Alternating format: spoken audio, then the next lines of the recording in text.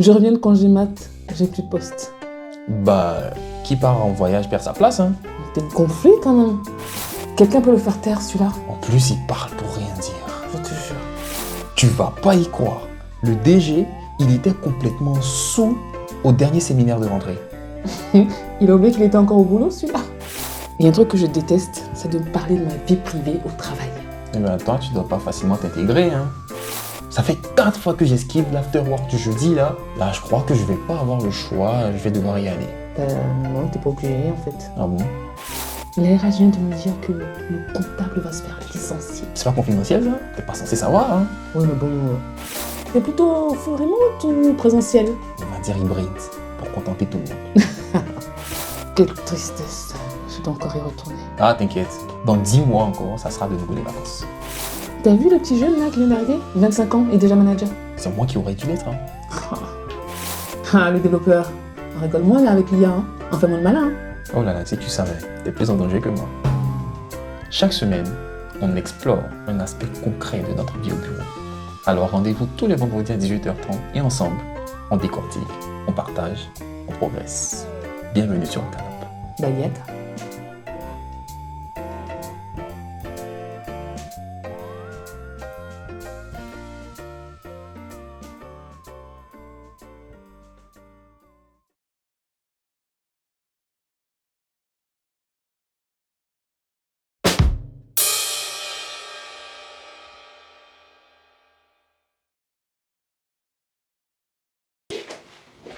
Agathe, Yes. la dernière fois, je suis tombé sur un article de BFM TV qui racontait disons, un incident pour le peu révélateur. Dis-moi. C'est qu'il y a un passager du TGV, je ne sais plus c'était quelle destination, mais qui a averti un salarié d'une autre entreprise, en fait, juste pour dire qu'il ne travaillait pas dans l'entreprise en question. Ouais.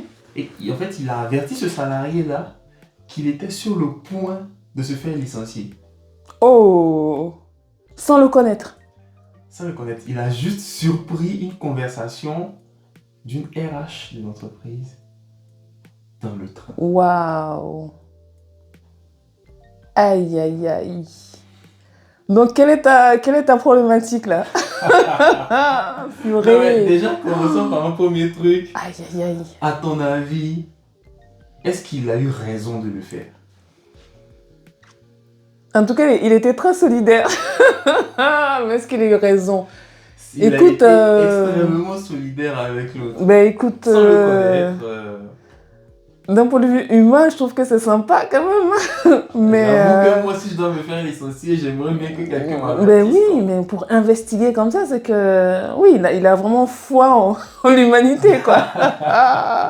Purée. Ça veut dire qu'il a pris son temps pour aller chercher, investiguer, et pour Ah oui, prévenir la personne. Voilà, quoi. Mais moi, si je suis la personne, je vais avoir l'impression que c'est un canular, en fait. Que c'est une Mais blague. justement, en fait, de ce que l'article disait, initialement, le salarié en question, il n'y croyait pas trop. Mais oui. Mais au bout d'un moment, il a un peu pris peur et du coup s'est mis en arrêt maladie. Oh purée, sanction. C'est ce que l'article dit. Oh Est-ce que c'est vrai? Bon, je pense que BFM, ils ont pris le soin de vérifier. Oui, bien sûr. Je vais bien leur accorder ça. Mais je me dis que, à mon avis, il a dû se dire que c'était un canular et il a dû avoir un faisceau d'indices probants qui disaient... En fait, ça sent pas bon là. Ça sent pas bon en ce moment. Purée. Vaut mieux que je prenne des précautions. Oh là là. C'est parti loin quand même. C'est vraiment parti tellement loin. Toi, est-ce que tu l'aurais fait toi? En tant que salarié lambda? Oui. Non, t'es dans le métro, t'es dans le train ou dans l'avion, je sais pas. En tout cas, tu es dans un transport public et tu surprends un mail ou une conversation d'un responsable d'une autre entreprise qui dit qu'on va licencier monsieur. Non, de premier abord, non, parce que tu t'en mêles pas généralement, tu t'entends la conversation, tu te dis ah mince, le pauvre, la pauvre. Mais me dire que je vais aller investiguer, à moins que je tombe par hasard sur le nom, le prénom et le nom de l'entreprise. Bon, je veux dire, peut-être fais gaffe, mais aller investiguer, non, je pense que j'ai du boulot, quoi, donc... Ah là là, mais écoute, sincèrement, si tu me parles d'un point de vue sincère, oui, j'aurais pas eu le temps d'investiguer, quoi. Enfin, chacun sa vie. Hein. Ouais, chacun sa vie. Incroyable. Non, mais tu vois ce que je veux dire, enfin, en tout cas, d'instinct, je l'aurais pas fait. Mais c'est tout à son honneur, hein, parce que Ouais, bon, après, il a moi, peut-être aidé quelqu'un. je dis ça, mais très honnêtement, je ne pense pas que je serais allé aussi loin, en fait. Je pense pas Ouais. que je l'aurais fait. Après, pour moi, c'est quand même une belle initiative, quoi. En fait, ça m'a poussé à me poser la question, est-ce que moi, je l'aurais fait? Je pense que je l'aurais pas fait, mais là, aujourd'hui, avec cette histoire-là et les réflexions que je me suis faites à Tu vois, moi-même, là, tu je me réfléchis, dis là. peut-être que si je tombe sur quelque chose comme ça, peut-être que j'allais attirer. Mais bon, Mais enfin, je sais pas encore. moi, je me positionne du côté de la RH. Bon, il y a beaucoup de manquements quand même. Parce Ça, que là, tu me dis que c'est dans le train. Oui, c'est le second, c'est un des seconds points en fait. Est-ce que là, est-ce qu'on va dire qu'elle a manqué de professionnalisme? Ah, moi, oui, quand même. Parce que tu as un devoir de confidentialité quand même en tant que RH. Il y a des données comme ça que tu veux pas... Des informations que tu peux pas divulguer comme ça en plein... Enfin, en public. Que tu connaisses le public ou pas. Il faut que tu aies quand même une certaine discrétion. C'est une des qualités de ton métier. Donc, non seulement tu as donné le nom, le prénom, la personne a le nom de la société, c'est-à-dire que, bon, je pars du principe qu'elle travaille dans le train et qu'elle a son ordi qui est ouvert. Donc, je pense que c'est comme ça que la personne a pu avoir les informations. Je crois même que c'est un appel, hein. C'est-à-dire oh que là là. la personne n'a pas juste, c'est pas juste contenté de lire un mail, non, c'est là, une c'est trop. conversation qui était surprise en fait. Ouais, là, c'est beaucoup. Il y a beaucoup trop d'informations quand même. Tu vois, parce qu'en plus, je me dis, aujourd'hui, même en se servant des réseaux sociaux, bien sûr. Tout, juste avec le nom, prénom d'une personne, tu peux pas retrouver exactement la personne de qui il s'agit.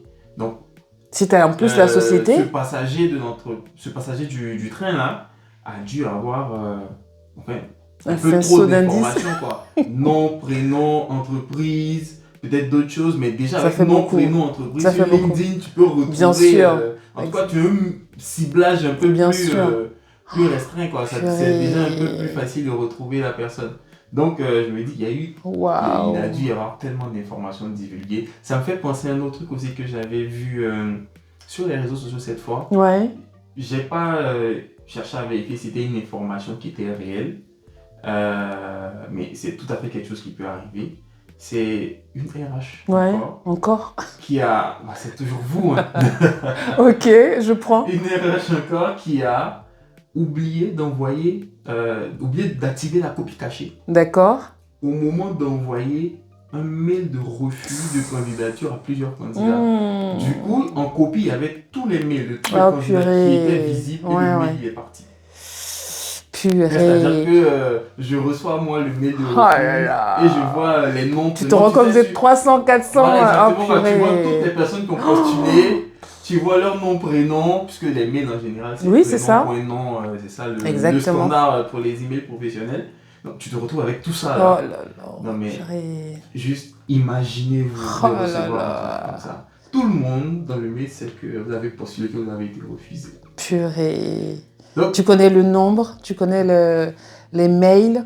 Voilà. Et tu as même la dimension confidentielle, en fait, tout ce qui est... En fait, c'est pour parler de RGPD. Ben oui, en fait, il y a trop d'informations confidentielles qui, dans ces deux histoires-là, se retrouvent, disons, publiques, accessibles à des personnes qui ne sont pas censées avoir l'information. Exactement. Et pour moi, ce sont des fautes. C'est pas très bien pour l'image des RH, hein. Surtout qu'il y a des gens qui, bon, je pense que souvent à raison, beaucoup à tort, n'aiment pas beaucoup les RH.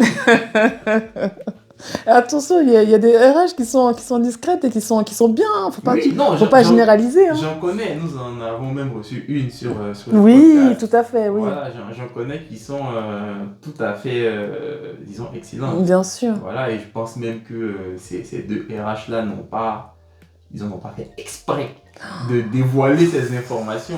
Même si, bon... Après, c'est une erreur humaine. Voilà, mais bon, après, tu commets cette erreur-là et tu es en position un peu fragile dans l'entreprise, t'es sûr qu'après, on n'entend plus parler de toi. Si tu es en période d'essai aussi, tu peux commencer à stresser. Et même cette histoire-là, ça aurait pu aller même beaucoup plus loin. On aurait pu même aller au prud'homme ou... Oui, ça aurait pu...